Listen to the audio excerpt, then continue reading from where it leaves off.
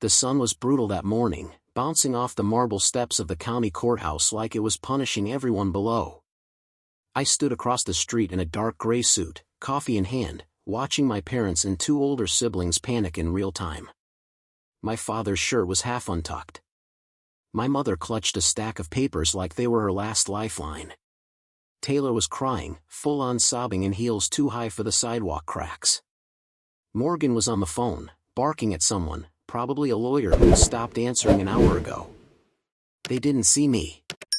Or maybe they did and just couldn't process it, me, calm and still, while their world cracked open. Funny. For years, they acted like I didn't exist. Now I was the only one who could save them. And I wouldn't. It started 12 years ago, on my 18th birthday. We were sitting at the same table we'd had since I was in kindergarten. The same scratch in the corner from when I dropped a bowl in 3rd grade. Mom had made a meatloaf. Not because it was my favorite, it wasn't, but because it was cheap. There was no cake. No card. No happy birthday. Just the smell of burnt ketchup glaze and the hum of a ceiling fan. Dad cleared his throat halfway through dinner. So, Jordan. You're 18 now. An adult. I nodded, chewing slower. Something in his voice felt rehearsed. He set down his fork. Which means it's time you started contributing. Rent's due on the 1st, $500 a month. Or, you can make other arrangements. I stared at him. Other arrangements? You can move out, my mom chimed in, not looking up from her plate. Taylor was 25 then, still living at home. Rent-free. She had just failed out of her 3rd college program. Morgan, 27, worked part-time at a record shop and still slept in the guest room. My parents called it supporting their future. I was the future they didn't want. That was the day I learned I was disposable. Not because I was weak. But because I was too strong to need them. And that terrified them more than anything. Thank you for being here. If this hit something real in you, drop a 1 in the comments. And don't forget to like, share, and subscribe. Let's tell more stories that see the ones we were told to forget. They were never cruel, not in the obvious ways. No slamming doors, no screaming matches. But some things hurt louder in silence. My parents were experts at making me feel like a guest in my own home, polite, detached, transactional. I was the independent one, which sounded like a compliment until I realized it was code for the one we won't bother helping. Taylor got Saturday shopping trips with Mom, dress fittings for proms she never even bothered to show up to. Morgan got baseball camps, guitar lessons, a shiny used Civic when he turned 19. Me? I got "you're doing fine on your own" anytime I asked for anything that cost more than a sandwich. They didn't see me. Not really. And if they did, I think they just didn't know what to do with someone who didn't need rescuing, just recognition. By the time Taylor turned 24, they were planning her dream wedding, white roses, string quartet, open bar, the whole deal. My dad took out a second mortgage without blinking. Morgan got bailed out of a 5-figure credit card disaster and then rewarded with a road trip to clear his head. Meanwhile, I was working 2 jobs and still got hit with passive-aggressive notes on the fridge when I forgot to buy milk. When I got my acceptance letter to a state university, they said they were proud, then added, "But you'll have to take care of tuition on your own." Not a cent toward books or classes or even the bus pass I needed to get there. So I did it myself. Between 18 and 22, I lived a life in fragments. I stacked shifts at a bookstore and a bar, juggling coursework between early morning openings and late-night closings. I kept my textbooks in the trunk of my car. For 1 semester, I lived in that car, parked behind a 24-hour laundromat, showering at the gym, eating peanut butter out of the jar when my checking account dipped below $20. Nobody knew. I didn't tell them. Not because I was ashamed, but because I already knew what they'd say. That's part of growing up. One night, during midterms, I ducked into a gas station bathroom between shifts. The fluorescent lights buzzed. My hands were shaking from too much caffeine and not enough sleep. I stared at myself in the scratched-up mirror, trying to remember what the hell I was even working for. And I broke. Not with a scream, but with one slow, collapsing breath. I slid down the wall, hugging my knees to my chest, and cried so quietly even the guy in the next stall didn't hear me. Then I stood up, splashed water on my face, and went back to work. By 22, I walked across the stage in a second-hand cap and gown. My diploma wasn't just a piece of paper, it was proof. Proof that I had survived a family that only cheered for the kids who needed hand-holding. And that I'd learned how to run on my own. No one from my family came to the ceremony. I didn't even tell them about it until weeks later, when my mom offhandedly said, "You should have reminded us. We would have made time." Sure you would have. That day, something settled inside me, not anger, not even resentment. Just clarity. I would never ask them for anything again. Not a favor. Not a dollar. Not a ride. They had made it clear who they showed up for. So I made a promise to myself, I'd show up for me. And that would be enough. The envelope was heavy. The kind of thick, textured cardstock that screams money, cream-colored with gold embossing, tied with a velvet ribbon like a luxury boutique shopping bag. It didn't come with a note or a personal message. Just my name, spelled correctly for once, and a return address stamped from the same house I left at 18. Inside was an invitation to Taylor's wedding. Formal. Lavish. Black tie optional, valet available, no children under 10. I turned it over twice, checking to make sure it wasn't a mistake. It wasn't. My sister, who once told me to my face that I wasn't really part of the family anymore, wanted me at her big day. I stared at it on the kitchen counter for days. Every time I walked past, I felt something twist behind my ribs. Part of me wanted to burn it. Another part wanted to show up and see, just once, if they would treat me like I mattered. But mostly, I wanted to prove to myself that I no longer cared, except that I clearly did, or I wouldn't still be staring at it like it held the answers to every childhood slight I'd swallowed whole. One night, I mentioned it to Rachel, my girlfriend of 2 years, the one person who never looked through me. "You thinking of going?" she asked, stirring pasta at the stove. "I don't know," I admitted. "Feels like walking into a trap." She gave me that quiet look of hers, the one that cut through every excuse. "You don't owe them anything, you know. You've already made peace with who they are. You don't need their approval to move forward." She was right. But there was a part of me, stubborn and unfinished, that needed closure, not through conversation, but through observation. I needed to see it with my own eyes. See if they had changed. See if I had. Maybe I wanted to walk in wearing success like armor. Maybe I wanted to sit in the back, invisible again, and feel nothing at all. Either way, I RSVP'd yes. And I kept the envelope. Not as a keepsake. As evidence. The valet took my keys without a word, and I stepped onto the polished stone path leading toward the venue. The sun was setting behind the hills, casting golden light across the rolling vineyards. String lights twinkled above the courtyard, and guests floated in past me, laughing, fixing ties, adjusting heels. I walked through the doors and into the foyer, looking for a familiar face. No one looked up. Taylor's friends passed by me like I was hotel staff. Aunts I hadn't seen in years smiled politely, eyes flicking over me and moving on. My father stood near the bar, talking to Morgan and some men in rented tuxes. I raised a hand halfway. He didn't notice. Or maybe he did. Either way, he didn't move. I found the seating chart near the ballroom entrance, a giant mirror etched with names in gold cursive. My eyes scanned for Jordan. Not grouped with family. Not grouped with anyone, actually. My name wasn't even listed. For a second, I thought maybe I wasn't supposed to be there after all. Then a woman with a headset approached me. "Hi. Are you Jordan?" I nodded, slow. "Yeah. I'm not on the list." She gave a strained smile and held up a small card. "You're actually over here." She led me past the grand ballroom, around a corner, and toward a quiet alcove near the bathrooms. My table was a two-top next to the mop closet. A plastic folding chair, a tiny votive candle flickering on a linen napkin, and the faint smell of bleach.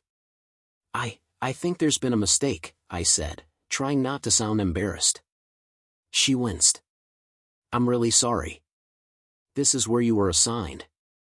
Assigned, I repeated. Like I was being processed, not invited. She gave me a look I recognized too well, pity, but the kind dressed up as professionalism, and walked off. I didn't sit. I walked back through the hallway, past the ballroom doors, and toward the bridal suite. I found Taylor surrounded by bridesmaids, mid-laugh, veil pinned and flawless, glass of champagne in hand. She spotted me and turned, smile sharp as glass. Oh hey! You made it. I held up the place card. You want to tell me why I'm sitting outside with the cleaning supplies? She blinked. Then giggled. Oh, that. We had to shift some things last minute. Right. So the guy who hasn't spoken to you in years just happens to land in the hallway. She shrugged, turning slightly back toward her friends. We had to prioritize close family at the main tables. I stared at her. I am close family. She didn't even hesitate. Not really. I mean, you moved out forever ago, you don't really come around. You're not married, you don't have kids. It's just, different now. The words hit harder than I expected. I didn't realize how much I wanted her to pretend better. Before I could respond, our mother floated over like she'd been eavesdropping all along. Now, Jordan, don't make a scene, she said with that sugary, warning voice she reserved for moments she didn't want to deal with. I'm not making a scene, I said. I'm asking why my name was erased. You're here, aren't you? She smiled tightly. Let's not ruin Taylor's big day with this energy. I looked between them, the daughter they celebrated, the son they tolerated. And something shifted. I realized this wasn't a misunderstanding. It wasn't logistics or seating limits. It was intentional. This wasn't the first time they made me feel small. It was just the first time they did it with a crowd to witness. All the years of being the afterthought, the background character in my own family's story, this was just the finale they'd always been building toward. And for once, I wasn't going to be quiet about it. I didn't go back to my little table in the hallway. Instead, I took a slow breath, smoothed my shirt, and headed toward the main reception area. The crowd was gathered around the champagne tower, buzzing with small talk and compliments. That's where I spotted her, Taylor's new mother-in-law. The woman was regal in that way rich women in tailored silk always seem to be. Perfect posture, perfect nails, glass in hand like it belonged there since birth. She hadn't noticed me yet. But when I stepped beside her, she turned, eyebrows arched with practiced curiosity. You're Jordan, she said. I gave her a polite nod and smiled. I am. I was wondering who that little hallway seat belonged to. Her voice was amused, borderline patronizing. I sipped from the flute I'd grabbed on the way in. Yeah. Apparently, I'm not immediate family. She gave a theatrical little laugh, not even hiding the glee in her eyes. Well, you know how weddings are. Only the most important people get the best spots. I held her gaze, kept my tone light. Funny thing about that. She tilted her head, curious. Taylor mentioned something a few nights ago, I said, as if sharing harmless gossip. She was stressed about the seating arrangements, actually. Said she didn't want certain people sitting too close to the head table. The smile froze on her lips. Oh? Yeah, I nodded, glancing around like I didn't want to be overheard. Then I leaned in, voice just a whisper. Something about not wanting her wedding photos ruined by, what did she call it? Ah, yes, that ridiculous peacock dress. Her face stiffened. Excuse me? She said it didn't photograph well. Too loud. Distracting from the aesthetic. The silence that followed wasn't awkward, it was electric. I could feel the shift before I saw it. Her back straightened. Her lips pressed into a razor-thin line. I'm sure she didn't mean it like that, she said. I gave a small shrug. Maybe. But she also said she was praying you wouldn't give a speech. Claimed you'd make the whole thing about yourself. Called it, what was the word, embarrassing. That did it. She blinked once. Then twice. Then slowly lowered her glass, setting it down with quiet finality on the tray of a passing waiter. The energy around us shifted like a thunderstorm rolling in. I didn't stop there. Oh, and the bachelorette party? She spent half the night saying she couldn't wait to stop pretending to like you. A beat passed. She's only faking it until she doesn't have to pretend anymore, I added, softer. Said marriage was her exit strategy. The mother-in-law stood so still she might have been marble. Then, all at once, the mask cracked. She turned on her heel and strode across the room, cutting through guests like a blade. I followed at a distance, watching. Taylor, still surrounded by bridesmaids, had no idea what was coming until it was too late. Taylor, the woman snapped, voice sharp enough to silence the music. Taylor turned, smile faltering. Oh, hi. Is it true? She demanded. Did you really say all that behind my back? The room went still. What are you talking about? Taylor stammered. I stepped up beside them, casual, almost helpful. You know, about the dress. The speech. How you're just tolerating her. Taylor's eyes widened like she was seeing me for the first time. You twisted my words. I quoted them, I said evenly. And if I didn't, you're welcome to correct me. Her bridesmaids shifted uncomfortably. One of them leaned in and whispered something to another. Two more exchanged looks. I never said that, Taylor said, louder now, her voice tightening with panic. He's lying. Why would I say any of that? The mother-in-law's jaw clenched. Because it sounds exactly like you. Taylor spun toward her friends, desperate now. You guys know I wouldn't. But their faces told the story. The whispering turned into murmurs. Then full-blown sidelong glances. One bridesmaid cleared her throat awkwardly and stepped back. And just like that, Taylor began to unravel. Her voice grew shrill, her hands flailing. You're all turning on me? Over him? The mother-in-law folded her arms. No. We're reacting to the fact that your mask just slipped. And apparently, it's been cracking for a while. Behind us, the groom finally wandered in, confused by the crowd forming around his new wife. What's going on? He asked. And oh, was he about to find out? It was 4 days after the wedding disaster when my phone lit up with a number I hadn't seen in over a decade. I stared at the screen for a moment, thumb hovering over the decline button, but curiosity won. I let it go to voicemail, then sat in silence as the message played. Jordan. It's your dad. Even his voice sounded older. Cracked. Like someone had wrung the confidence out of it. I don't know if you heard, but things have gotten complicated. We need to talk. Please call me when you can. It's important. I played it again. Then again. Still not sure if I felt anything other than a slow, strange ache in my chest. When I finally called back, he picked up on the first ring. Jordan. Thank God. There was no small talk. No how are you, no apology. Just straight to the point. We're losing the house. A long pause. I'm sorry to hear that, I said flatly. The mortgage is past due, he continued. Your mother hasn't been working since her surgery, and things spiraled. Credit cards maxed out. Taylor and Scott moved back in after the wedding fell apart. It's been hard. I said nothing.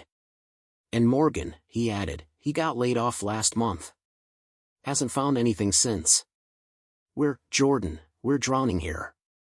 He didn't say what he wanted yet. But I could feel it coming. It hovered between his words like fog. We need help, he finally said. Please. That word. The one I waited years to hear. Not because I wanted them to beg, just because I wanted to know they were capable of it. That they were capable of recognizing what they'd done. I let the silence stretch long enough for him to squirm. Then I took a breath. You asked me to be a man at 18, I said slowly. Now you be one. Click. No drama. No shouting. Just, done. I sat back, phone still warm in my hand. I didn't feel triumphant. This wasn't revenge. It was just truth settling in the space where forgiveness never came. The strangest part?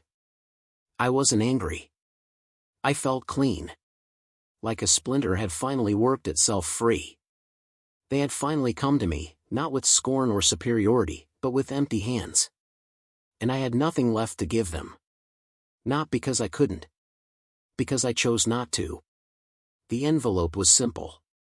No gold embossing, no ribbon, no pretense, just crisp ivory paper and a law firm's return address in the corner.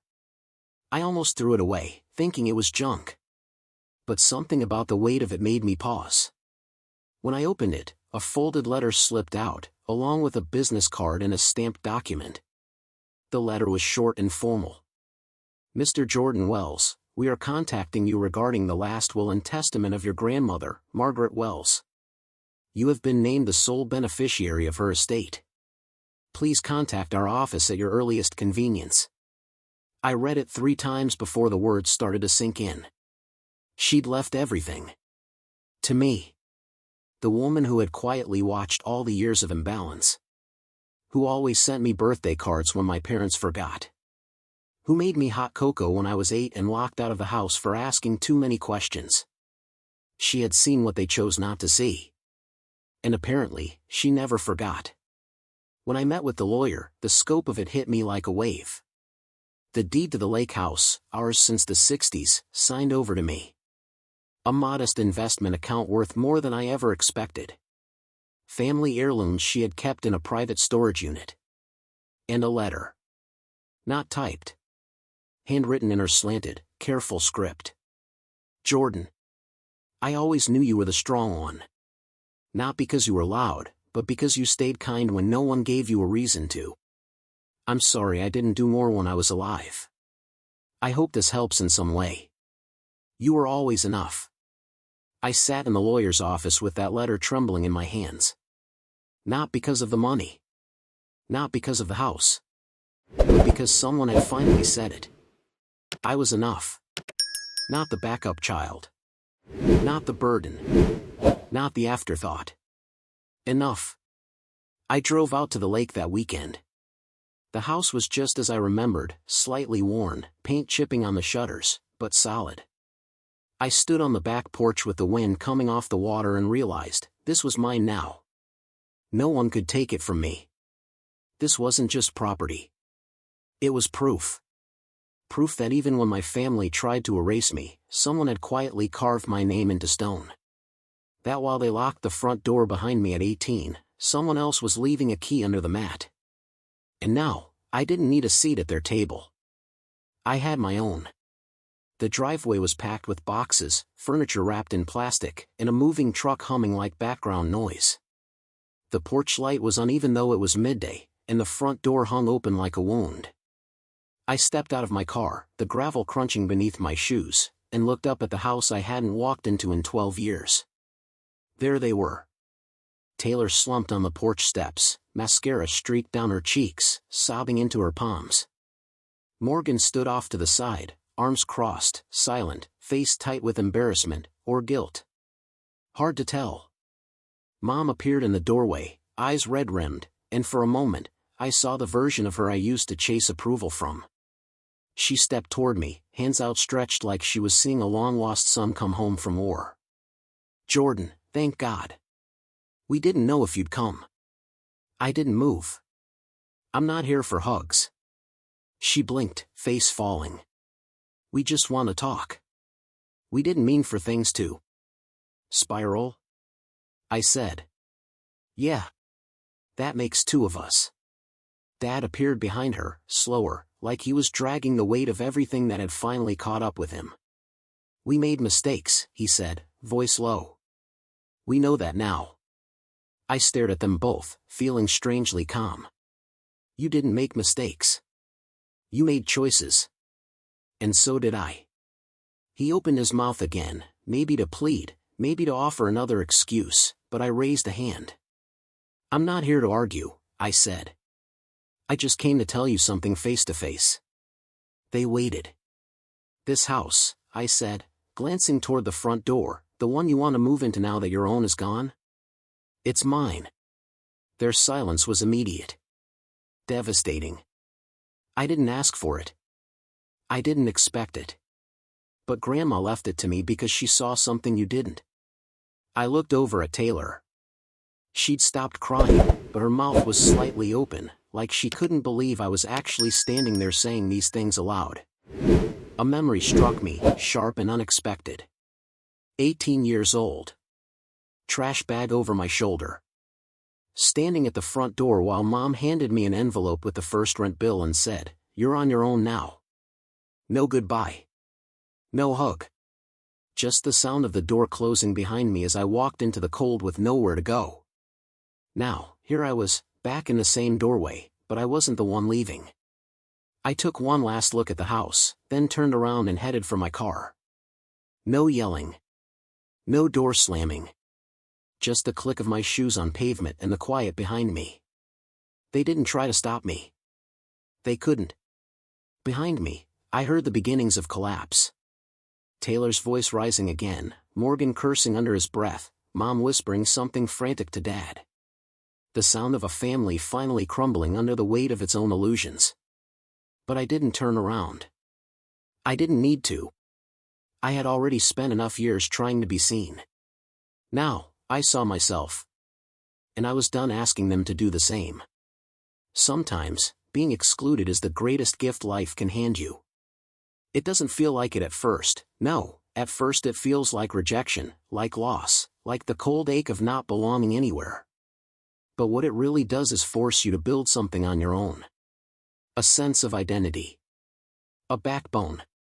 A version of yourself no one gets to define or dismantle. When the door slammed behind me at 18, I thought I was being abandoned. What I didn't know was that I was being freed.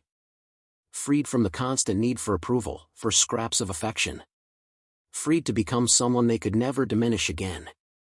Because here's the truth, you are not defined by who refuses to love you. You are not less valuable because someone failed to see your worth. That's their limitation, not yours. Their blindness doesn't shrink your light. I spent years trying to shrink myself to fit inside the space my family made for me, until I realized they never intended to make space at all. So I stopped waiting for permission. I stopped asking to be let in. And I started building my own damn door. People love to say blood is thicker than water, like it's a universal truth. But blood means nothing without respect. Family is supposed to be a safe place, not a battlefield. Real family shows up when it's hard, not just when it's convenient. Real family listens. Real family lifts. Sometimes that family is the one you're born into. But sometimes, it's the one you build, through love, loyalty, and shared growth. I didn't find mine in a last name or a childhood photo. I found it in the people who stood beside me when I had nothing to offer but myself. I used to think I needed revenge. That one day, I'd get to show them how wrong they were. But the truth is, I didn't win by hurting them, I won by healing myself. Walking away wasn't an act of defiance. It was an act of self-respect. I didn't have to raise my voice, I didn't have to slam a door. I just had to stop shrinking to make them comfortable. And that, in the end, is what gave me peace. So if you've ever been the outcast, the black sheep, the one who sat alone at the family table, or worse, outside it, I see you. And I hope you see yourself in this story. Not the pain, but the rising. Not the silence, but the strength it takes to fill it. Because you are not alone. And you are never less than. If the people who were supposed to love you the most turned their backs on you. If they ignored your pain, erased your presence, and made you feel like a stranger in your own bloodline. What would you do when they come crawling back? Would you open the door, hoping they've changed? Or would you finally walk away for good, knowing you've already survived without them? It's not an easy answer. But sometimes the hardest thing isn't letting go of them. It's letting go of the version of you who needed them in the first place. So tell me, what would you do? We don't rise because we're accepted. We rise because we decide that our value isn't up for negotiation. Because we choose ourselves, again, and again, and again. Not out of spite, but out of love. Not for vengeance, but for peace. You don't have to scream to be heard. You don't have to prove anything to the people who refuse to see you. Let your growth speak. Let your silence roar. And when they finally look up and realize what they lost, don't look back. Keep walking. You're already free. Don't forget to like, share, and subscribe if this story resonated with you. Every view, every comment, every share helps spread the message that we're not alone in our pain or our growth. These stories aren't just entertainment. They're reminders that healing is possible, that self-worth isn't negotiable, and that no matter where you started, you get to choose how your story ends. Together, we can create a space where courage is celebrated, where truth is powerful, and where dignity is recognized, not just in others, but in ourselves. Thanks for being here. Your story matters too.